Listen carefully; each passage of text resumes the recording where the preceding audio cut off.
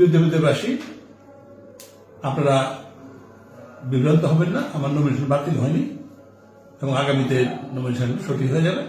আমার অ্যাডভোকেটের সাথে আমি কথা বলছি, সেটা শুনুন।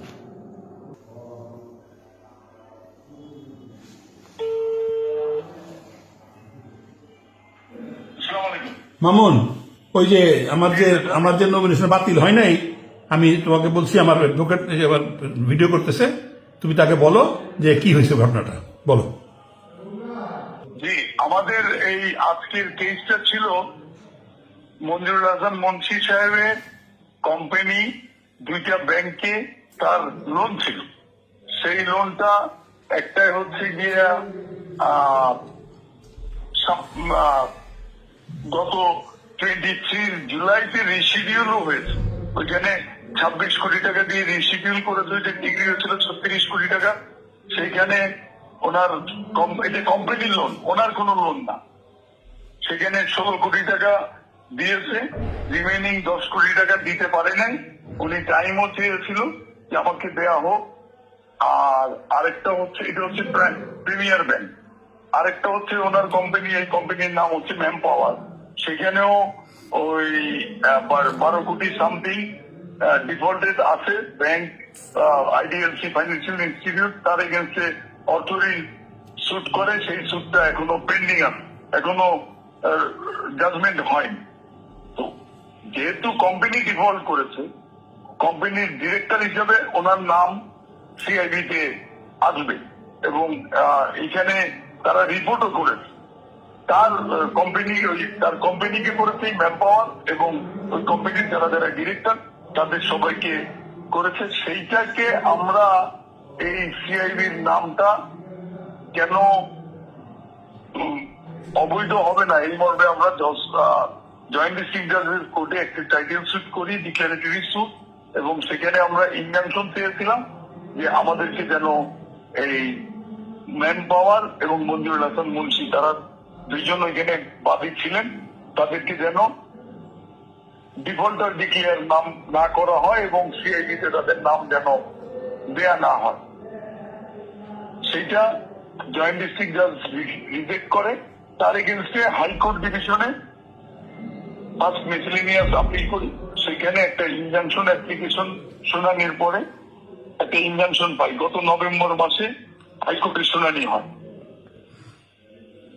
সেখানে সেই শুনানিতে হাইকোর্ট ডিভিশন থেকে ইনজাংশন দেয় যে তাকে যেন ওই তার বাদী কোম্পানি এবং মঞ্জুরুল হাসান মুন্সি তাদেরকে যেন ডিফল্টার এবং তাদের নাম যেন সিআইডিতে ফরওয়ার্ড করা না হয়, এই মর্মে একটা ইনজাংশন দেয় 3 মাসের জন্য।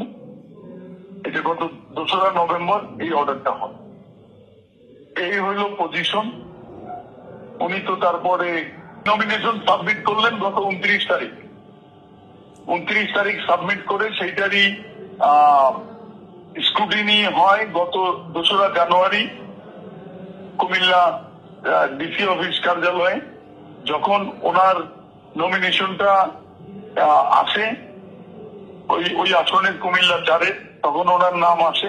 সেখানে ওনার হাতে বাংলাদেশ ব্যাংক থেকে একটা কাগজ এসছে, উনি আমাদেরকে পড়ে শুনিয়েছেন যে মঞ্জুরুল হাসান মুন্সি হাইকোর্টের একটা ইনজাংশনের অর্ডার আছে, তাকে সিআইডিতে করা যাবে না।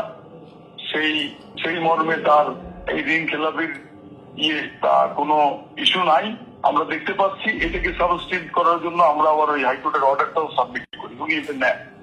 তারপরেও ডিসি সাহেব জিজ্ঞেস করেন যে ব্যাংকের কোনো কর্মকর্তা আছেন কিনা, আমাদের হাতে বাংলাদেশ ব্যাংকের এরকম ডকুমেন্টস আছে। তো ওইখানে ব্যাংকের কেউ ছিল না। তো বলছে তার এই প্রসঙ্গ আসার কোনো কারণ নাই। তো কাজেই ওনার নমিনেশন ওইখানে ওনার অপনয়ন একটা অবজেকশন রেজ করেছিল, সেটা নিয়ে হয়, সেটাও রিজেক্ট করে দিয়ে ওনার নমিনেশন বৈধ করে। দেয়ার আফটার গত পরশুদিন, গত 6 তারিখে প্রিমিয়ার ব্যাংক একটা আপিল ফাইল করে, আর গত 7 তারিখে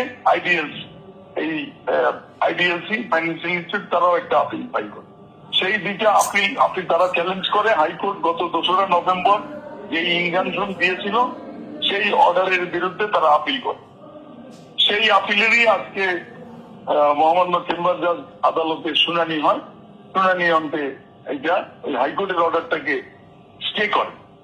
হাইকোর্ট যে ইনজাংশন দিয়েছিল তার নাম, তাকে ডিফল্টার করা যাবে না, তার কোম্পানিকে ডিফল্টার করা যাবে না, তার নাম সিআইবি তে ফরওয়ার্ড করা যাবে না, ইনক্লুড করা যাবে, সেই অর্ডারটাকে অনারেবল চেম্বার জাজ আদালত স্থগিত করে দেয়। এই হলো অর্ডার।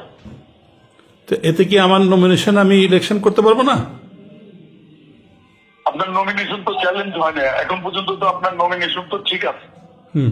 আপনার নমিনেশন গত 2 তারিখে যেই নমিনেশনটা ভ্যালিড করেছে এটা তো এখনো ইনভ্যালিড হয়নি। ইনভ্যালিড হয়নি, তার মানে আমি সুপ্রিম কোর্টে তো তারা এটা চ্যালেঞ্জ করে না। তারা তাদের তো এই প্রেয়ার ছিল না যে ওনার নাম নমিনেশন থেকে ওনার নাম কাটা হোক। এইটাই মেইন পয়েন্ট। হ্যাঁ, ঠিক আছে, আমি সেটাই জিজ্ঞাসা করছি। এটা কাটবে তারপরে। এটাই তো জিনিস, ঠিক আছে না? ওকে, থ্যাংক ইউ মামুন। ওকে, আসসালামু আলাইকুম। এই শুনানিটা শুনলেন তো আমার অ্যাডভোকেট সাহেবের, সুতরাং ফাইনাল শুনানি পর্যন্ত আপনারা অপেক্ষা করেন।